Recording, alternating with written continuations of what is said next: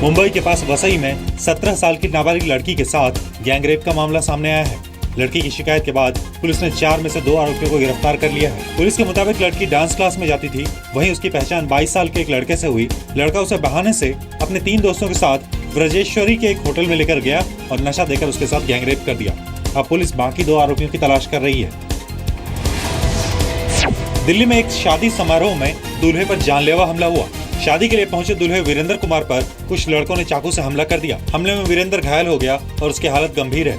लोगों ने एक हमलावर को पकड़कर पुलिस के हवाले कर दिया। दूल्हा वीरेंद्र अभी आईसीयू में भर्ती है और उसका इलाज चल रहा है। वो आया थोड़ी देर बाद, फिर 2-3 कुर्सी छोड़ के खड़े हो गया।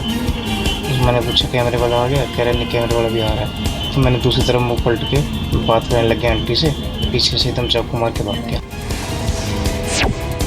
दिल्ली के कालकाजी में सोमवार को हुई बुजुर्ग हरमीत कौर की हत्या का केस सीसीटीवी की मदद से सुलझ गया है।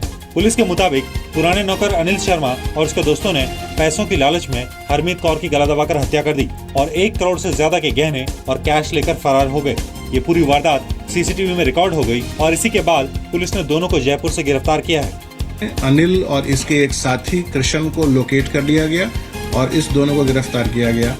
इसके पास से काफ़ी मात्रा में ज्वेलरी, जो 1 करोड़ रुपए के आसपास की ज्वेलरी, रिस्ट वॉचेस हैं, कैश है, तकरीबन 1.25 लाख 1.5 लाख के बीच में, ये तमाम चीज़ें पाई गई। दिल्ली पुलिस ने 2 करोड़ 22 लाख रुपए की लूट का मामला सुलझा लिया है। मामले में आरोपी 3 लोगों को गिरफ्तार भी किया गया है। आरोपियों में से 2 थॉमस कुक कंपनी के कर्मचारी हैं। फॉरेन करेंसी में डील करने वाली कंपनी थॉमस कुक के लिए सुमित पिछले 2 साल से पैसों की खेप एयरपोर्ट से दफ्तर तक लाने का काम करता था। सुमित ने कंपनी मैनेजर रोहित और उसके भाई के साथ मिलकर लूट के नाटक का पूरा प्लान बनाया था। काफी इसमें डिटेल्स इंक्वायरी की, सब लोगों से पूछताछ करी और बड़ी मुश्किल से ये बाद में कन्फेस किया कि यस, इन लोगों ने इस तरह की कॉन्स्पिरेसी रची है।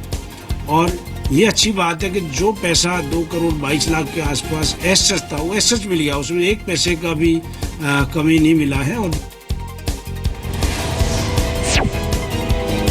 महाराष्ट्र की मंत्री पंकजा मुंडे फिर विवादों में घिर गई हैं। बॉम्बे हाईकोर्ट के औरंगाबाद बेंच ने करीब 6,500 करोड़ रुपए के टेंडर पर रोक लगा दी है।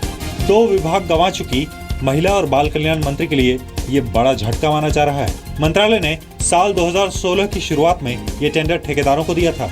चिक्की घोटाले के आरोपों को लेकर पहले ही विवादों में चल रही पंकजा मुंडे से अब विपक्ष इस्तीफा मांग रहा है। दिल्ली के मुख्यमंत्री अरविंद केजरीवाल की पत्नी सुनीता केजरीवाल ने वीआरएस लिया है। सुनीता आयकर विभाग में कमिश्नर पद पर तैनात थी। सीबीडीटी में सुनीता ने वीआरएस यानी स्वैच्छिक सेवानिवृत्ति के लिए अर्जी दी थी, जिसे मंजूर कर लिया गया है। 22 साल की सर्विस के बाद सुनीता केजरीवाल 15 जुलाई को सेवा मुक्त हो जाएंगी। सूत्रों के मुताबिक दिल्ली की केजरीवाल सरकार और केंद्र के बीच चल रहे टकराव के बाद सुनीता को बलि का बकरा बनने का डर था, इसीलिए उन्होंने वीआरएस लिया है। मुंबई की सड़कों पर बने गड्ढों पर अब सियासत शुरू हो गई है। कांग्रेस नेता नारायण राणे के बेटे नितेश राणे ने गड्ढों की प्रदर्शनी लगा दी। कुछ दिनों पहले नितेश ने बीएमसी का ध्यान खींचने के लिए सड़कों के बीच बने गड्ढों में पौधे भी लगाए थे। आने वाले बीएमसी चुनाव की वजह से बीजेपी सांसद किरीट सोमैया ने भी गड्ढे की तस्वीरों का एक एल्बम बनाकर बीएमसी मेयर स्नेहल आम्बेकर से मुलाकात की। मुंबई में मानसून के शुरू होने से लेकर अब तक 612 गड्ढे रिपोर्ट किए जा चुके हैं। मुंबई का नेशनल हाईवे 222 चट्टान गिरने से बंद हो गया है। लैंडस्लाइड को हटाकर रास्ता साफ करने में 5 दिनों से ज्यादा का वक्त लग सकता है। चट्टान गिरने से एक ट्रक 100 फीट गहरी खाई में गिर गया। फिलहाल उसके ड्राइवर का कोई पता नहीं लग पाया है। अब नासिक या करजत जाने के लिए रोड को मुरबाड होकर डाइवर्ट किया गया है। दिल्ली में सड़क हादसों पर लगाम लगाने के लिए 3D स्पीड ब्रेकर बनाया गया है। पहला 3D speed breaker central Delhi में राजाजी मार्ग पर बनाया गया है। इसका डिजाइन कुछ ऐसा है जैसे बीच सड़क पर छोटे खंभे लगा दिए गए हों और रास्ता बंद हो। माना जा रहा है कि इसे देखकर लोग अपनी गाड़ी की रफ्तार कम करने को मजबूर हो जाएंगे। एनडीएमसी के मुताबिक इस स्पीड ब्रेकर से ट्रैफिक मूवमेंट बेहतर होगा और हादसों में कमी आएगी। महाराष्ट्र के कृषि राज्य मंत्री सदाभाऊ खोत ने मुंबई के दादर में सब्जी बेची।